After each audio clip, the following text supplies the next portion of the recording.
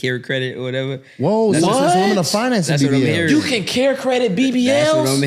That's what I'm hearing. Wow. See, so ladies, get your credit right, get your nice ass. You know what I'm saying? Right. And guess what? That ass is an income producing asset. It's an asset. Right. Real. Yo, that is insane. It is though. Because the first time I ever heard about care credit when I had like some dental surgery, and that was the first time I ever had heard of it.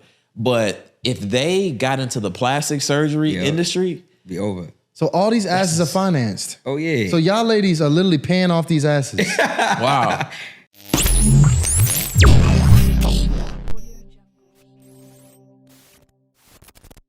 Welcome to Hardly Initiated, where real men talk real shit.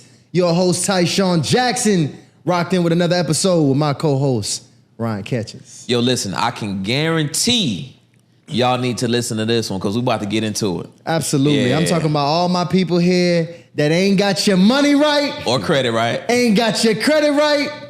And listen, you just want to even get it even better. You want to get this check up in your pocket. Make sure you stay tuned in right here because we found y'all a funding and credit expert that's going to come here, kick some game with us, tell a story, and y'all going to leave here with a little bit more money than y'all came with. We rocking here with my brother Darius Benders. Welcome to Hardly Initiated, my guy. Appreciate y'all having me on, bro. What's good, man? You know, much. Excited to be here. Excited to be here. That boy fresh out of Boston, ain't he? Yes, sir. Yes, sir. So just for the audience, my boy, you actually born and raised in Boston, and you recently moved to Atlanta. Yeah, I've been out here since November. Now I moved out here. Yep, born and raised in Boston, whole life. And I was wanting to move out here for a little while, and then just finally just took that leap. Got real black when you got off the plane. Got real black. Yeah, got real black for sure. This the Black Mecca for sure. So welcome to Atlanta. This is, probably the best decision you ever made. For sure. And you probably see that in your business. Your business is growing. Your business is thriving. Relationships have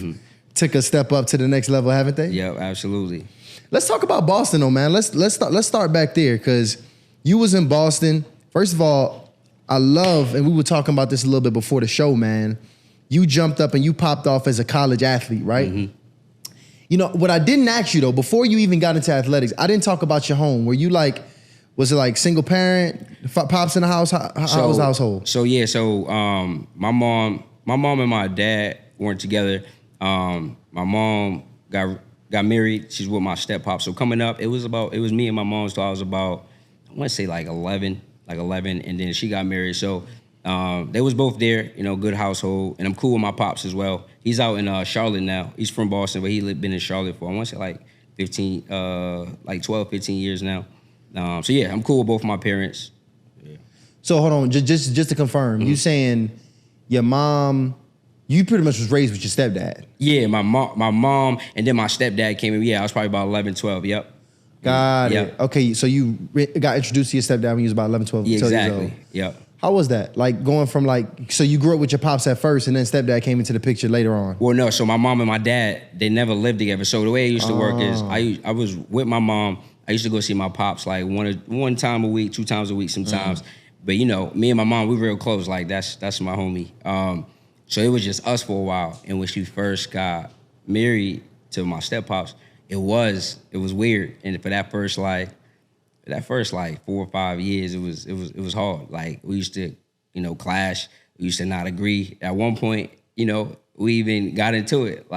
So like a fist fight? Yeah. I can see that. I can see that. You've been with your mom 10 years. Right. Because it was and he's from Jamaica, so him, it's a little different culturally. Me and my mom, we real cool, so we kind of like brother and sister, it's just different. So for him, I think he used to always kind of butt in, you shouldn't talk to your moms like that, but we cool, we good. So then that would bother me, and at a point, I just didn't care for him. But as we grew, about 18, 19, we got tighter, right? And now, I can hit him up, reach out to him, we chop it up. So did the respect factor change as you seen that he stayed around, and then as you got older, you see how well he takes care of your mom type of deal? Yeah, that too. That played a part for sure, because, just that consistency being there, making sure mom's is good, then we good. So yeah, that definitely helped. Sure. That's what's up. And financially, what was the situation like? Because we know you're doing well now. Yeah. But back then, was it kind of the same, or what was the situation? So for me or them? For the household. For the household. So my mom, she's always made pretty good money. She used to work for Xerox. Now she actually got a government job. So she's been doing pretty good. He does his thing. So yeah, the household, it was decent. It definitely wasn't like balling, but definitely wasn't like, we I don't know how we about to eat. So Good middle class family. Yeah, exactly. Yeah. And in the middle of the hood, we in the hood, but we got a nice little house in the hood, just straight. Nice house in the hood. Yeah. So you was like one of the freshest kids in school and shit. Well, actually, yeah, I was at first, and then I kind of was like, I'm about to start stacking my paper, man. I ain't trying to get fly, so Okay. Yeah. That's dope. Yeah. That's dope. And I like to kind of get a background on that because I feel like as a young man, really, period, your childhood's got a lot to do with, who you grow into and who you develop into. And the relationship with your pops, how was that? Like your real pops? So we're good. Like my pops was always like he's a barber, so he owns a couple barbershops now, but he was always a worker. So we always had a good relationship. I understood that because, playing sports and stuff, we're like, I always want my pops to come to my games, but my, Friday nights is when you play sports in high school. So Friday night as a barber, that's the night they getting money. So for a little while, it did bother me that he didn't always come to my games. Like I'd be like, damn. But as I grew, I understood like, now you gotta get that money. But in terms of our relationship, right now we tighter than ever. We've always been tight. Someone I could call.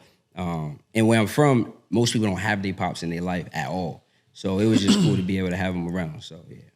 That is true, man. Like even if your pops ain't do shit, if he was just in your life, that makes it was a in blessing. my neighborhood, you happy as shit. like bro, he's like a top. That's like top 10% right Facts. there. Just mere presence, which is a damn sad, thing. It's sad, yeah. It really is. Yeah. But I would admit the fact that you were able to have, be able to even call on them at any time. I imagine too, when I think of Pops being a barber, I just automatically think of like a real nigga. Yeah, he was. Like, he was and that's who he was. Like he was the man around the way. Like everybody knew him. Yeah. So yeah, definitely.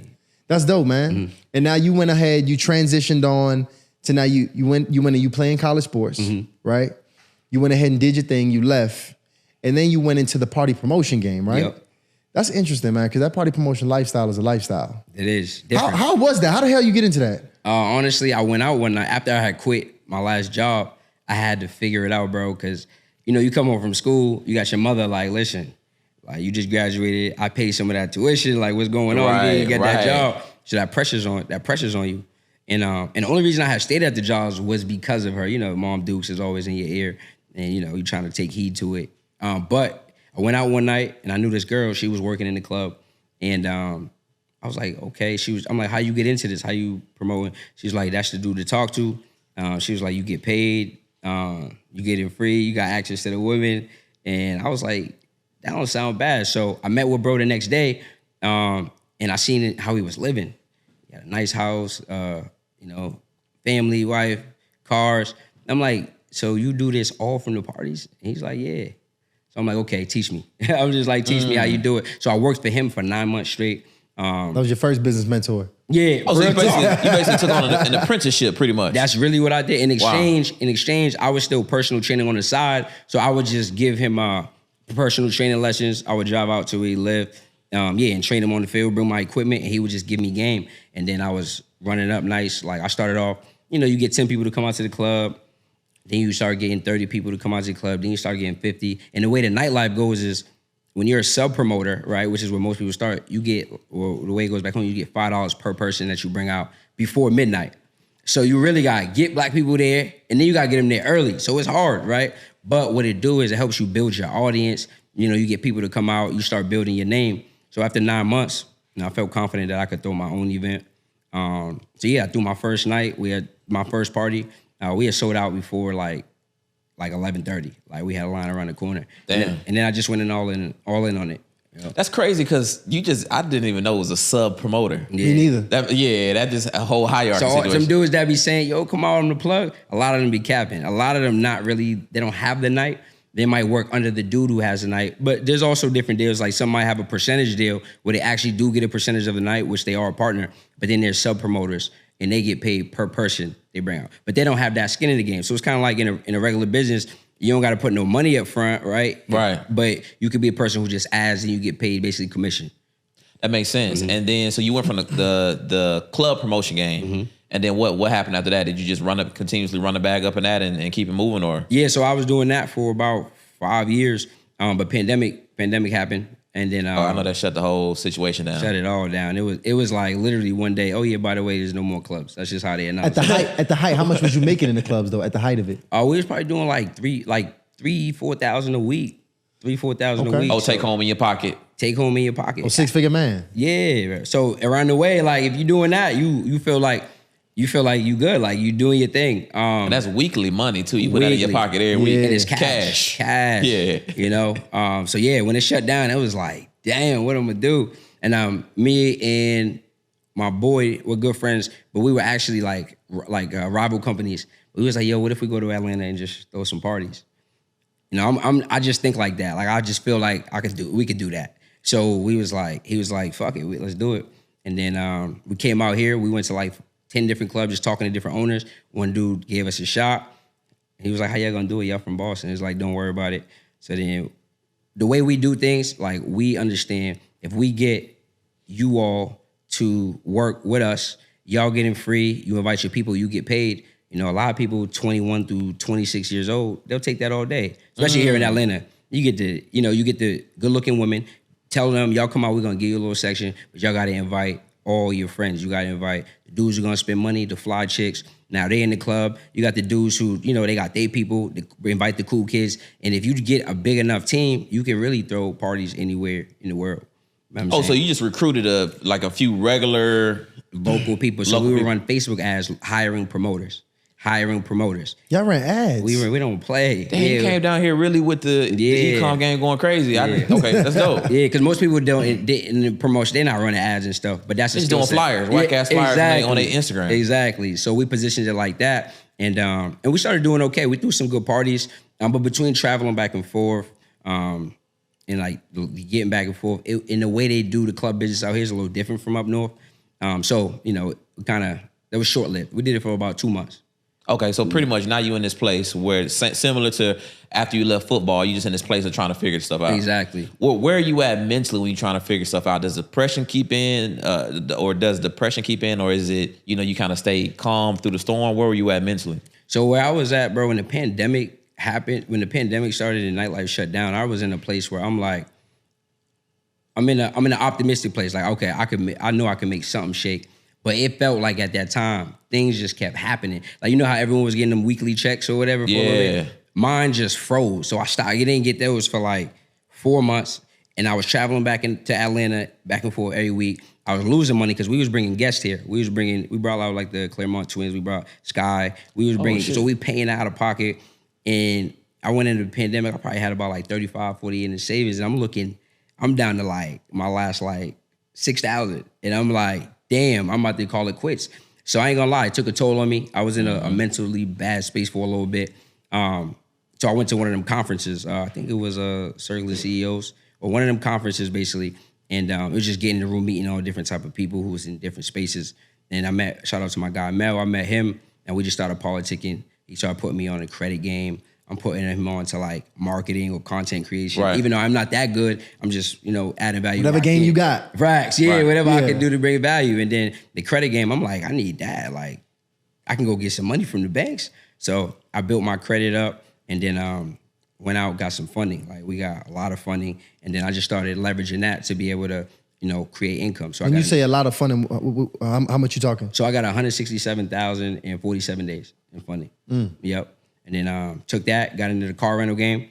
5 cars, we was leveraging on Turo, hire car. Started running that place, started helping people get their credit right, fix it, build it, get them funding.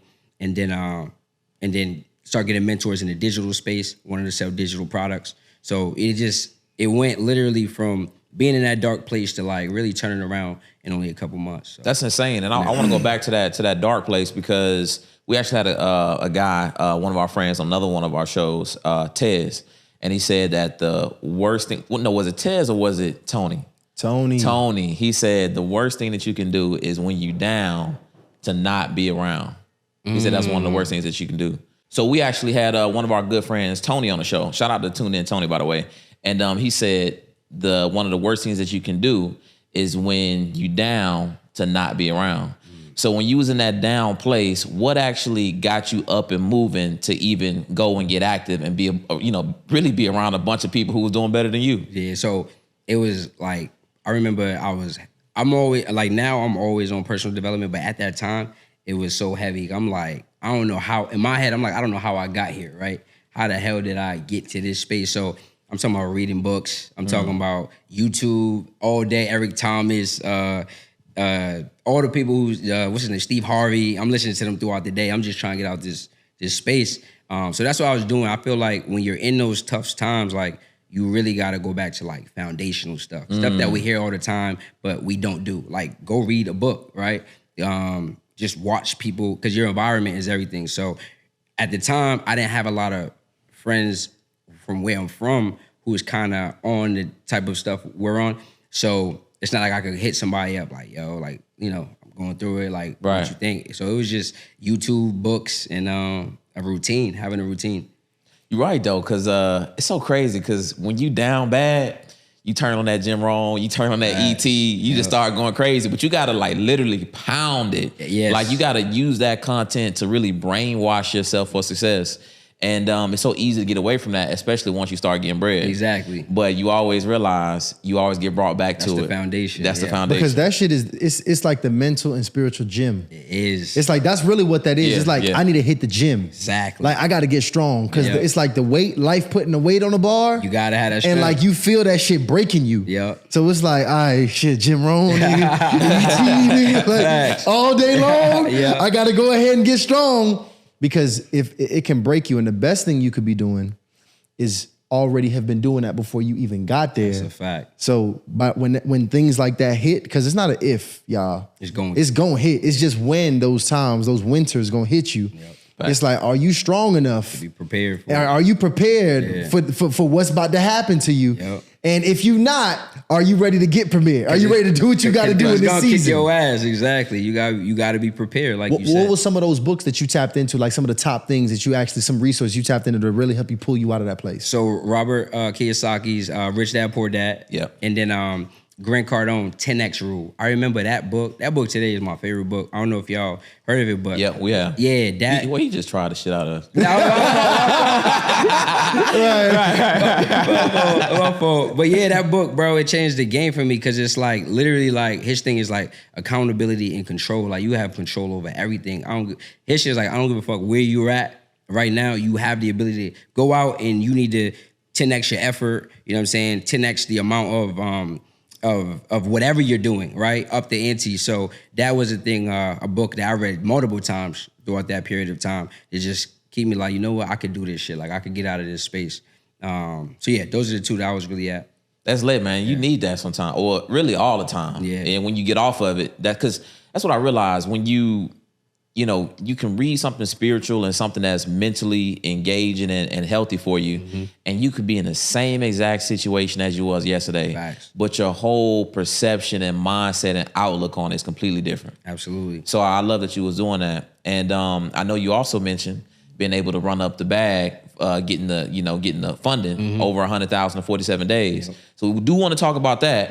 But I would assume to even get in that place, to be able to qualify for that funding, you got to have some credit, right? Absolutely, yeah. So, okay, so we got some young men that's watching this right now who like, they not even at the point of getting 100 bands yet. They at the point of no credit or bad credit. So tell us why credit is important and what you can do to improve it. Absolutely. Like credit's everything, right? I always say like bad credit's expensive. I'm talking about whatever you want to do. You want to go get a car, you want to move into an apartment. Now even at jobs, they are pulling your credit. I didn't know that. Wow. Yeah, that's a new one. One of my mentees, she told me that. So essentially like credit's the foundation for everything. One thing you could do, like if you don't have any credit, you can literally go add what I like to call primary accounts, right? 5 that you could go do today. You could go check out Self. You could go check out Kickoff, Credit Strong, and you can actually report your rent. There's 2 sites. You can go check out Rental Karma and Rent Reporter, right? And the great thing with those is a lot of people who, when they first start their credit journey is they don't have a lot of history, which is a problem when you're going for funding. But the way a gem that you can use is when you do those rental accounts, when you sign up for them, they're going to allow you to pick your move-in date. So whatever you put for that move-in date, those accounts are gonna report that. So let's say someone been living at their mom's house and they 25, but they've been there since they was 18. You now can have a 7-year account that can report on your credit. Now you can have 2 if you add rental comment and rent reporter. So now that's how you can build that age up. And then you have 5 primary accounts, right? And I tell people the biggest factor in getting high limits in funding are having that strength in that age. Obviously, it being clean, that's the foundational. But really having that strength in that age is what lenders are looking at before getting you funding. Another thing you can do if you need, higher limits reporting on your report, once you're already in a good position, you can go add trade lines, right? You go to tradelinesupply.com, and they actually have a calculator that will let you know once you put in the trade line you're looking to add, you can put it in and see what it's going to do in terms of how much it's going to increase your age and how much it's going to help you in terms of your utilization. That's insane. Yeah, so if you're having utilization problems, that's the way you can manipulate that. If you're not bringing in cash flow and you feel stuck. Okay, wow. Yep. Damn. So that makes a lot of sense. So if you somebody that got, I don't got my credit is super young. I don't got no real long old accounts on there. I can go ahead and give me a trade line, put the trade line on there. How much does that cost, by the way, if I wanna buy me a nice aged account to put on my credit? So they range. If you go on Trade Line Supply, they got all different ranges. If you're looking to go get like a 30-year account, maybe $30,000 limit on it, that might run you north or south of like $1,000. So it's not a 30-year account. 30-year account. You can go get for $1,000. That's a deal though. That's a hell of a deal. Yeah, absolutely. Take a whole life to get that. First of all, 30 years. That's what I'm saying, and it's crazy because people will still hesitate to do it. It's like, bro, that's the cheat code, right? And another thing you could do if you don't, or if you have a family member who has, like, say your mom, she had a credit card probably for 30 years or 20 years. She probably got a $25,000 limit. You could say, hey, Mom, I want to know if you could add me as an authorized user on your card. And all that's going to happen is the same effect as a trade line. It's going to report on your credit report next time the credit bureaus update. So that's another cheat code you can do if you have a family member or friend that you trust. Now, if it's the free version, right? Yeah, that's the free version. You feel me? So those are some things you could do, but make sure you have those primaries on your report first before just go adding trade lines. That's what I tell people. That makes sense too, because I used to sell vehicles. So that, in my past life, right? So this is like, I think the last vehicle I sold was a vehicle to myself in like 2016. So this is a minute ago. But I remember when people used to come up to the dealership, and it was so crazy. You can have somebody come with good credit, and they walk away with a $300 car payment on a very nice newer vehicle, and then you got somebody who come in that can't get what they want, and they forced to get this little bitty ass car, which I would not even drive on the highway because it'd be swaying on the highway. And they got a, damn near $500 credit, note on it. And I just used to be blown away at how, in my opinion, predatory some of these lenders are, because they will take you to the cleaners if you don't got good credit. It's insane. And it don't really matter how much money you was making either. Right. If you don't got good credit, it's like you're gonna have to put a bunch of money down, and you're gonna have to pay a bunch of money. So it is very expensive to have bad credit. Absolutely. And then what I tell people is, even like when going for cars, like, avoid going to get financed through the dealer, right? I tell people, go to your local credit union, because they're gonna give you the best interest rate, and it's only gonna be one hard pull. When you go to like being a car dealer, when car dealers run people's credit, they smash. Oh, we smash it. Yeah, we gotta get you approved. So now you're getting 20, 30 inquiries, and you wondering where they came from. You ain't know the dealer, he got you approved for the car. You got the high ass interest rate, and now you got 21 inquiries that now when you go for anything else, they'd see in that like, you're looking thirsty for credit. That's living for 2 years. Exactly. On your report. And it's rarely was there a situation where if you had good credit, where the dealership would get you a better deal than the credit union. It was rarely a situation. Rare. And if it was like 0.5% type of deal, which was nominal. So yeah, that's good. Let me tell you what's even more savage. When I was in college, I worked at a leasing consultant. We worked as a leasing consultant. We kind of had like we was like notoriously like the most ratchet, like off-campus housing in the whole situation. Like everybody knew, like, damn, you live in 480? Like everybody knew, like, that's not where you want to live. But we used to run credit as well. Yeah. And we run your credit, and depending on what we see on your credit, it was a little different. Not all the way about your score. It was just more so what we find on there. Because certain collections, certain charge-offs, you done ran off on the last person that you done got down, try to stay with. like first of all, we not supposed to have you, but my property manager was a little gangster. My property manager was like, what they got? I'm like, oh, no, we can't get them. They like little abandoned. She's like, no. No. We can do something about this, okay? Per room is $350. We gonna just hit them with that $550. Okay? She own it. So see, that's the thing though. Mm-hmm. Like you just susceptible for anybody to take advantage of you. That's at true. that point where you just lose all leverage. Absolutely. When your credit, yeah, it's like your reputation bad in the streets. And respect at the car dealership, because first off, you can look like you got bad credit. You're not for real though. Right. And somebody walk in, you just like, oh yeah. Yeah. So we used to have some people. It was so fun. They teach you this. You got two types of people. You got people that go the credit route or the car route. So the car route was we sit down, we talk about your needs, we talk about, how often you drive, what colors you like, what type of vehicle you prefer. Then you had the credit route, which was, let me introduce you to the finance manager. And he's going to sit you down knowing you got shit credit, and he's going to smack your credit, and then he's going to tell you what you can get. Yep.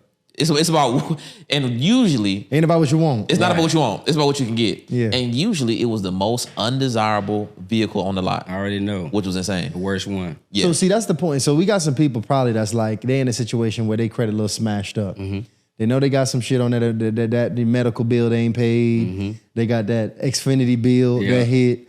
And they might even just got some late pays that they could have paid, just forgot, right? Yep. Those people that's in that situation, like, damn, I want to get some money. I want to put myself in a position to get $167,000 in 47 days. Like, what do they need to do at this point? So first thing you need to do, if you got negatives, right? First thing you got to do is go check your credit report. I can't tell you how many people don't even know what's on their credit report.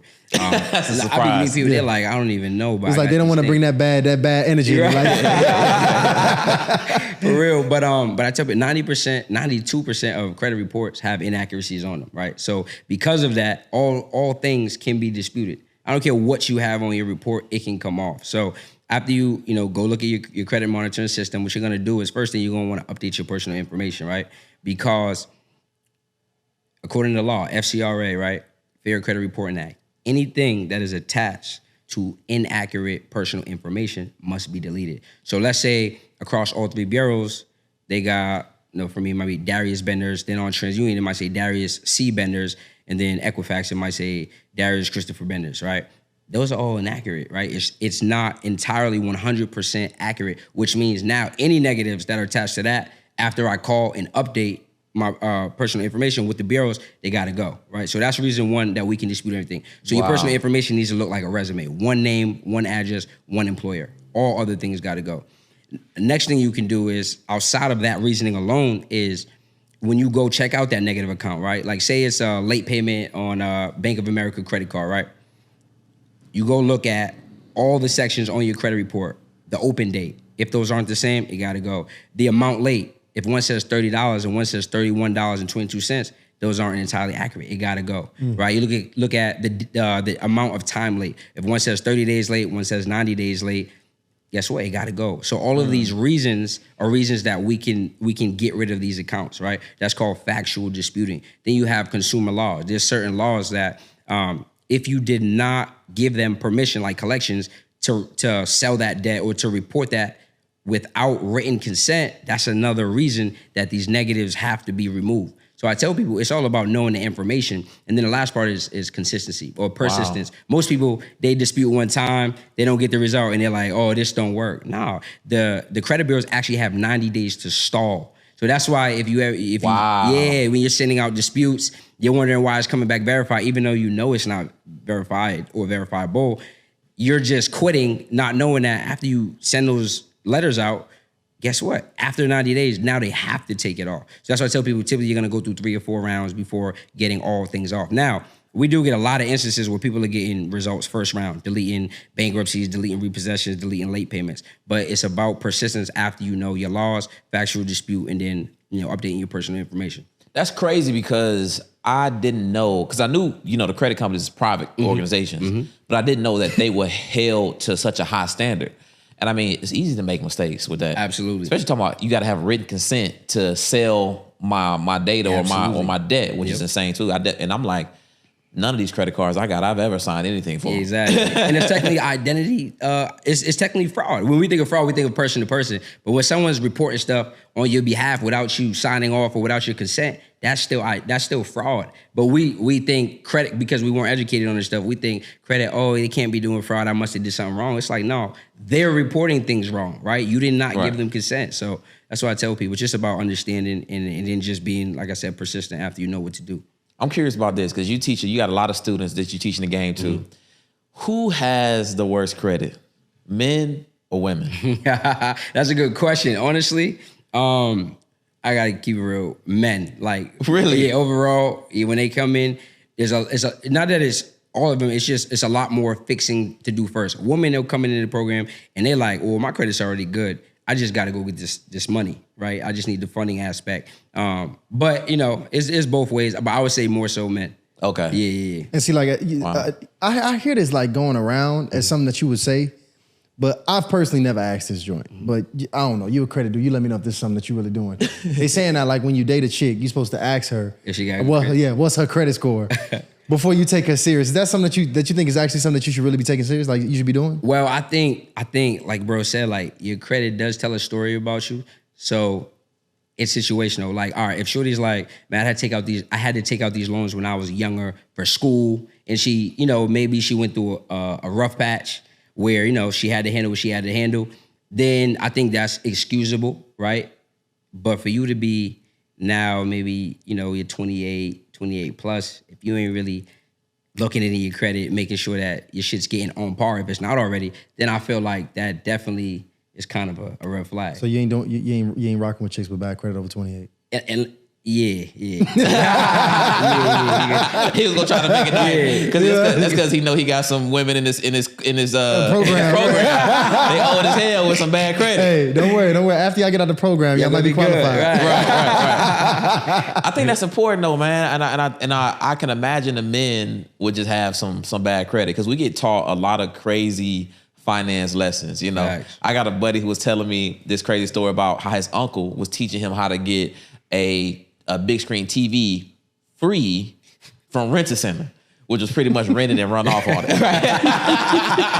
Rented and dodge the creditors, right? So as men, I think we do get introduced to a lot of those crazy things. And then women, I just know the women got some bad credit because, it's just some women I meet and they look great. Everything they got the nails done, the hair done, everything. Fly as hell.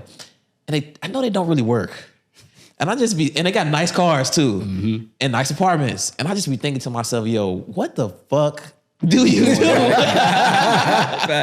But I'm thinking it's got to be the credit. It must be running the credit or something. Got to. Yeah. What they call it? They getting the BBLs done with the what they call it, care credit or whatever. Whoa, that's what? Women are financing That's BBLs. what I'm hearing. You can care credit BBLs? That's what I'm hearing. Wow. See, so ladies, get your credit right, get your nice ass. You know what I'm saying? Right. And guess what? That ass is an income producing asset. It's real. Yo, that is insane. It is though. Because the first time I ever heard about care credit when I had like some dental surgery, and that was the first time I ever had heard of it. But if they got into the plastic surgery industry, be over. So all these asses are financed. Oh yeah. So y'all ladies are literally paying off these asses. Wow. Yeah. Wow. Well, so let me ask you this: what types of things would you advise not to finance? Anything that isn't going to produce you income. Outside of like a car, right? Like okay. If you're gonna finance a car, which still indirectly produces income. Exactly. Yeah. But anything that's not gonna make you money or help your situation, I wouldn't recommend financing. Like people financing stuff that just to look fly. Like I hear people's renting out chains now. Like, yeah, I'm hearing all type of stuff. Then I would stay away from it, right? First thing you gotta do is use it. If you're in a bad situation, or you're trying to make money, or you're in a situation where you don't know what to do, you need to go pay somebody to teach you how to make money. So I'm big on like mentorship. It could even be a friend tour. If you got a friend who's making money, whatever you got to do, but pay that person so that they could show you the thing so that you can get to wherever you're looking to get faster. Like if I want to start a podcast, I'm not going to try it on my own. I'm going to hit y'all up, how much y'all need to be able to show me everything. Because if I do it on my own, I'm going to go get the wrong lights, get the wrong mics, and then I'm going to be pissed. And now I'm frustrated and I'm like, all right, forget this, right? And I go on to the next thing. So first thing you do, go pay somebody to show you. And then when they give you the play, run the play. That's it. And pay somebody. We ain't talking universities. You know what I'm saying? Yeah. 'Cause I ain't, listen, how you feel about the university trap? I think it's the biggest, and I have a degree, but I think only because of football did I go to college. Like, I feel like it's a scam. Like, you pay 50, these schools now is 70. My little sister, she just got a full ride, but she was telling me the price is $70,000 a year. A year? A year now. And it's to go, think about it. You go to school, graduate, you come out, you get a job that pays you 40 to 50, and you can't increase your money, or right. not fast. You might get, I don't know, they give a couple dollars every quarter or whatever, but you can't go create a lot of cash flow. So it's like, and that interest is, if you think you just gonna defer them loans? Exactly. That interest, they ain't playing with it. Yeah. And then after it's taxes, it's like, yo. And we're from Boston. It's the third most expensive state in the country. So you live in Boston. You make. They say in order to have a single bedroom apartment now, you have to make damn near 6 figures. They just have a single bedroom apartment. So it's crazy. Yeah. It is crazy because, you know, that was a thing. Like, I remember being a first generation college student. Yeah. And really, that's actually bad news especially if you don't have a scholarship. Facts. Because basically what that means is that is nobody to guide you and teach you how to do college the right way. Absolutely. And a lot of us went and we came out and we, you know, flooded with debt. Yep. And a lot of us, you know, even with degrees, I wouldn't advise that to my kids to go to college. It's just not, to me, not the best plan. Especially now that you can even finance a coach. Yep. You know, you can pay for a coaching program. Absolutely. That's going to be a lot less money, a lot more actionable steps, and specific to exactly where you're trying to go and what you want to do. And see, the world is moving so fast nowadays, bro. It's like, if they got to create a textbook for the information, it got to get approved by the school. Yep. It got to then get put in your class. Yeah. And then lessons got to be built around it. Too long. That shit old. Too long, right? That shit already is not what's happening now. By the way, the Fed said they going to Cash App now. Right. The world updates is happening every 6 months, player. Fact. So it's like the information even too slow. Think about your coach. I mean, think about your business professor. He doesn't run a business. He's never ran a business, most likely. Right. If he was running a successful business, he's not going to be teaching. Exactly. You know what I'm saying? So you're learning off of theory versus, like you said, you go to someone who's doing the thing or they've done the thing. It's like, that's the real cheat sheet, right? And you could pay a lot less. I mean, there's people charging $50K, but not everybody charging $50K. They go, you could go pay somebody $10,000, $20,000. They're going to turn you all the way up, you know? Well, what would you say is the future of credit? Because I know we mentioned potentially care credit paying for cosmetic surgery, rent and chains. I've seen shop pay is huge for people buying clothes. You got all kind of things you can finance now. So what would you say is the future of credit? Like, where is it going? I would say credit is like here to stay. I've been hearing rumors. I guess they're looking to regulate certain banks and stuff, but I don't foresee credit ever going out of style. I think it's always going to be, if your credit is good, you're going to have leverage. Leverage is going to allow you to have advantage over people who don't have good credit. So that's why I say, like, priority for anybody. I don't care what you do. Even if you're not a business owner, credit needs to be priority because it's going to set you up for whatever you're looking to do. That makes sense. And then once you get to the point where you got some decent credit, and because you don't have to have perfect credit to get financing and lending, right? Nope. Okay, so let's say you got some decent credit and you're ready for funding. Because I know the credit card, because you talking about credit card funding, right? Yes. Okay, so they're still credit cards. Yep. So they come with, you know, potentially high interest rates and things like that. So what's the best way, once you get the actual funding, what's the best way to utilize it? So what I tell people is this: you want to go so we can avoid high interest. I'm big on 0% and low interest. We want the money cheap. So that's why I tell people, start with your credit unions, right? Few reasons you're going to start with credit unions. They're going to give you the bag. Like, if you have just decent credit, like 690 plus, you got a couple primary accounts on your report, you know, utilization is not too crazy. Or if you're just starting, you probably don't have any. Credit unions are going to give you out the gate $10,000 to $20,000, right? You can go check out PSECU. You could go get $40,000 from them, literally. They got a $20,000 founder's card they're giving, also a $20,000 personal line of credit. And you can get these with both products with only one inquiry, as long as it's within a 30-day frame, right? Another one you could check out, I like pre-qualify specific credit unions. They got Dover Credit Union. They got Nassau Federal Credit Union. A lot of people know about Navy Federal Credit Union. But the pre-quals are dope because you don't have to worry about, if I get denied, now that inquiry's sitting on my profile, because they're going to tell you before you even go through with the whole application if you're pre-qualified, meaning if you have an offer. Oh, wow. Yeah, and then the interest rates are not super low, but they're under 10%. Navy's a little higher, 12%, but most credit unions, interest rate's going to be under 10%. First off, automatically when I think of credit card, I think of 20 plus. Yeah. So those being 12 and 10, that's a deal. Absolutely. Facts. Yeah. And then you want the zero, like business credit cards we love because most of them are 0% introductory period, right? Bank of America, US Bank, Wells Fargo, PNC, Truist, all these business credit cards, they have 0% introductory periods. So let's say I want to take that money, I got $20,000, I want to swipe it on an investment or on a personal coach, whatever it may be. I got time now, a whole year, most of them 12 to 18 months, before I have to start paying that interest. So the money is damn near free, right? For that first time. So that's why we like those 0% interest credit cards. That makes sense, man. I'm just thinking about all kind of, because credit is just like, it's active in our lives. So I'm curious because I actually had this young lady, ridiculous, right? Don't got no kind of relationship with this young lady, except for, every now and then type of relationship, right? Yeah. So she actually called me, this was about a month ago, she actually called me and asked me if I would be open to co-signing on her a vehicle. You tripping. Tripping. Right? So now, of course, I gave her, at this point, she got hit with a... And for those of you who don't know what co-signing is, she pretty much want Ryan to go to whatever this vendor is and put his name on her vehicle, whatever she bought a vehicle, right? It's a vehicle, yeah. Put his name and credit on the vehicle, so it's gonna be on his report, while she's responsible for managing the payments. But go ahead. Right. So it's tripping. So of course, I gave her I don't know what you call it, soliloquy or a whole little session on why that was stupid and why I would never do that and why you should never ask me no stupid shit like that. But I want to get your perspective of what are your thoughts about, a man or woman co-signing for their significant other in a relationship, assuming they're not married? Hell no. Never.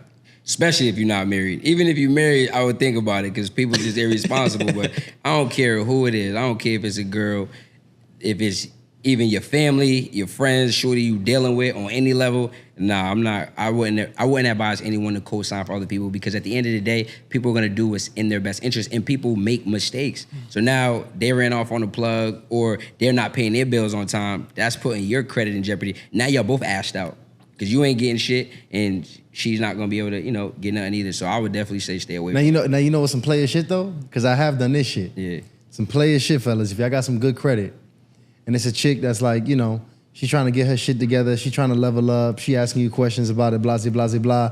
And she doing what she's supposed to do. What you could do is you could bust off and you know what? I'm gonna drop this little 10K Discover card on you. One of your light ones, right? Yeah. I'm gonna drop this little 6-year Discover card on you real quick.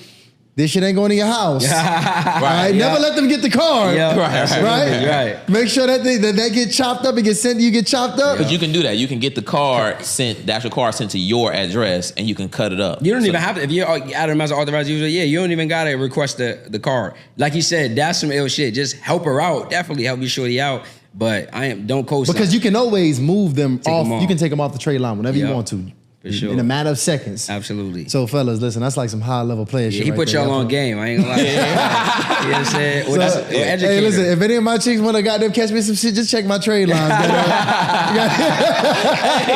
I don't know why he said that. Your DM about to be booming, bro. Right. You about to be like, hey, big head. You better get all that. Nah, but that's funny, man. That's some dope shit, though, man. I like the game that you putting the people on because I know for sure we need to get our money right. We need to get our credit right. We need to get this cash right. And I know the people need you because you got some dope stuff out for the people right now. So what I want you to do, Darius, is tell the people where they can get in contact with you and what you got for them. Absolutely. So what I'm doing is I have a free class, right?